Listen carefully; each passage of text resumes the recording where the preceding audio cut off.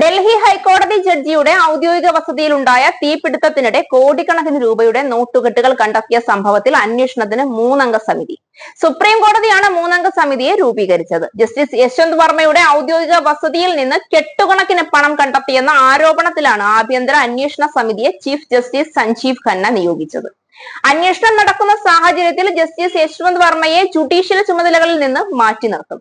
പഞ്ചാബ്, ഹരിയാന ഹൈക്കോടതി chief justice Sheelu Nagu, Himachal Pradesh ഹൈക്കോടതി chief justice GS Sandhawalia, മലയാളിയും കർണാടക ഹൈക്കോടതി ജഡ്ജിയുമായ ജസ്റ്റിസ് അനു ശിവരാമൻ എന്നിവരാണ് അന്വേഷണങ്ങളിലെ അംഗങ്ങൾ.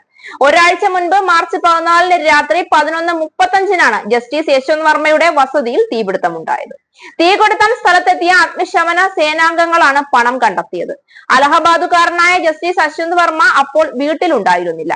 കുടുംബാംഗങ്ങൾ അറിയിച്ചതിന് പിന്നാലെയാണ് അഗ്നിരക്ഷാ സേന സ്ഥലത്തെത്തി തീയണച്ചത്.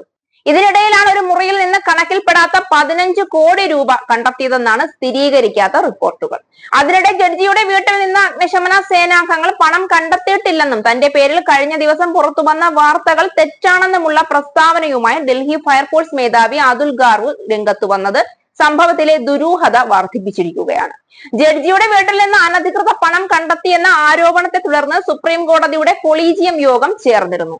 സംഭവത്തിൽ ഡൽഹി ഹൈക്കോടതി chief justice DK Upadhyay supreme കോടതി ചീഫ് ജസ്റ്റിസ് സഞ്ജീവ് ഖന്നയ്ക്ക് റിപ്പോർട്ട് നൽകിയിരുന്നു.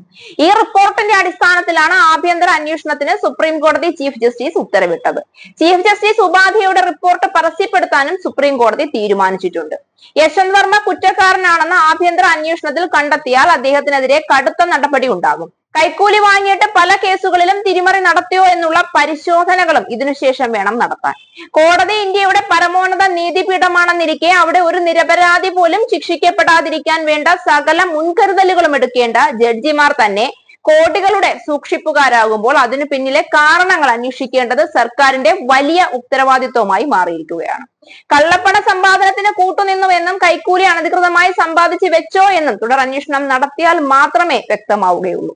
അന്വേഷണത്തിൽ കൈക്കൂലിയോ കള്ളപ്പണമോ ഇതിനു പിന്നിലുണ്ട് എന്ന് വ്യക്തമായാൽ തീർച്ചയായും ഇന്ത്യയിലെ മുഴുവൻ ജഡ്ജിമാരിലേക്കും അവരുടെ പല കേസിന്റെയും വിധിന്യായത്തിലേക്കും അന്വേഷണം നീളാൻ സാധ്യതയുണ്ട്.